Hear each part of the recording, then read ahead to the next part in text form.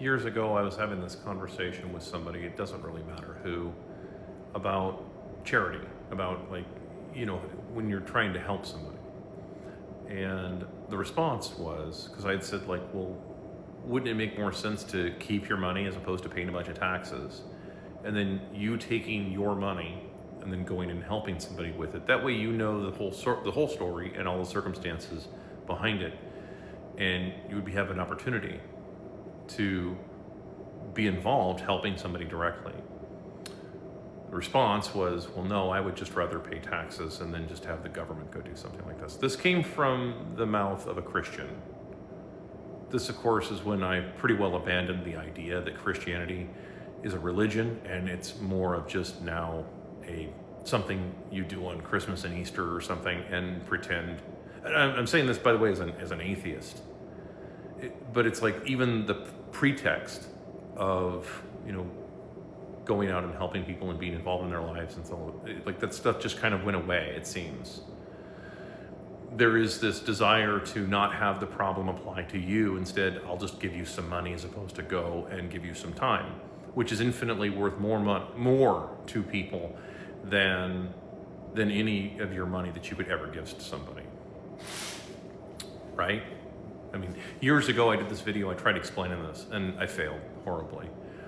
Like years ago, some of my very early work, where I tried to explain that your time is significantly more valuable than your fiat currency. That is a wasting asset, if you want to call it that, because they can always print more of it. Trying to explain the difference between a hard money and a fiat currency, and it just didn't work. I guess most people didn't understand it. So where I'm going with this is that because I've been kind of ruined by Kant, the Kantian philosophy.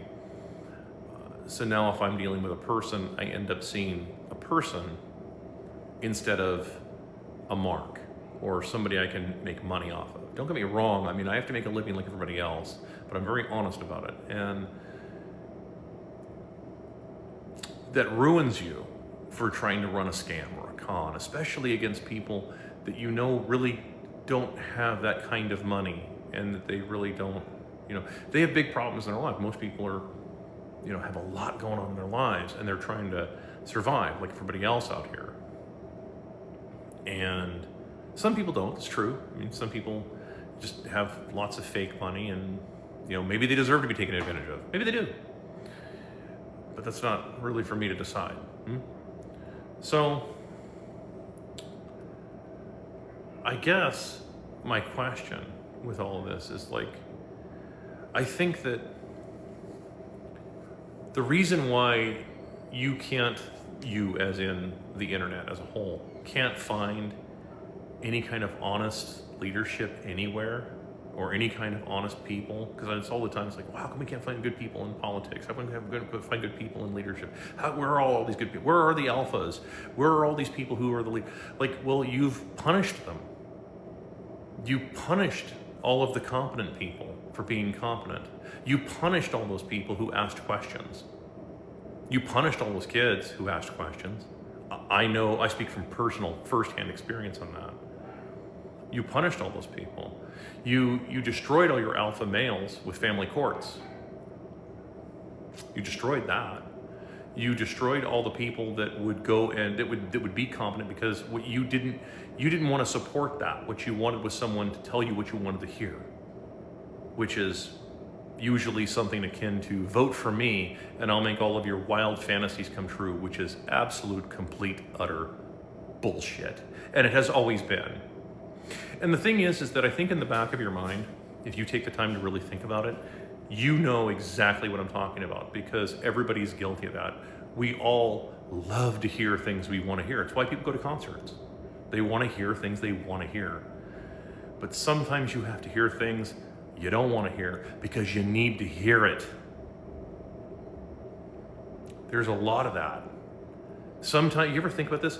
Sometimes maybe the person that you're wanting to do some kind of leadership thing or something in politics or something is the very guy. If they're coming to you and telling you everything you want to hear, I would run the other way, probably as fast as I could. You need to hear something from people, probably usually something to the akin of no, we can't afford it, and absolutely not.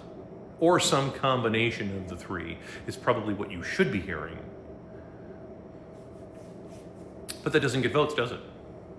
Right? Because people are selfish. And they don't want to, they don't want the problem to apply to them anymore. They don't want to solve the problems. They just don't want the problem to apply to them. Going back to my first point, that story I was talking about, that person didn't want to deal with it. Like, oh no, I've got other things I want. Yeah, I know, you've got other things I want in your life, and you don't have to go save the world.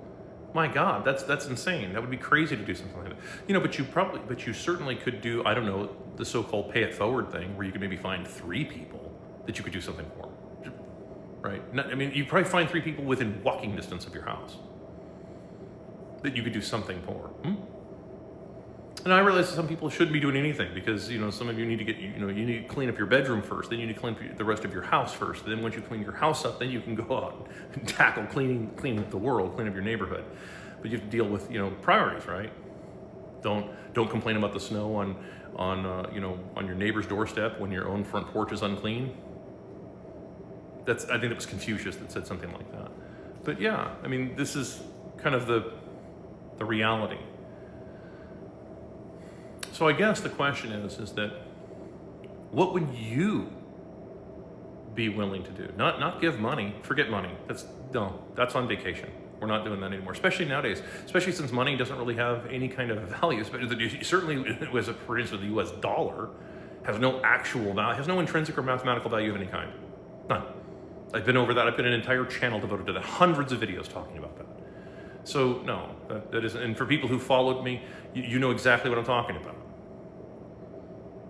But for anybody who hasn't followed me or doesn't know who I am, you have no clue who I am. You have no idea of my background, no idea of any of the body of work that I've accomplished, none of that stuff. That's okay. What are you willing to do? What would you be willing to, in other words, what would you be willing to give up to get what you want, because nothing is free? Okay, you have to first decide what you want, then you have to decide what you don't want.